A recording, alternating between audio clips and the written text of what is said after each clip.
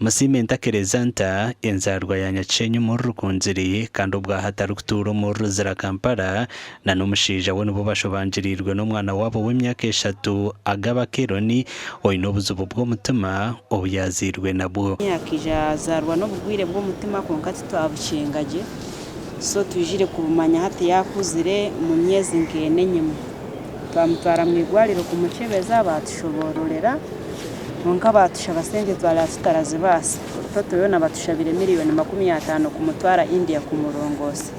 akuba ko no marago tukashanga bataramubasi ubwo nayongeragera ngo umushaho akabagira ngo ubuzubobo bwine korwaho mu bwire atakakize myaka 5 kandi ubwa hatayine myaka 3 so twaturashabo buyambe bwanyu mazima mutuyambe mwe bari munonga okwirukangira abantu aba Teresume ya 0 emwe note emwe nkaganisha tu anana mukaga eryo mazina ga Musime ntakereza nta nane ya 0 note emwe atano na mushanju 1195 eryo mazina ga Karuhanga Peter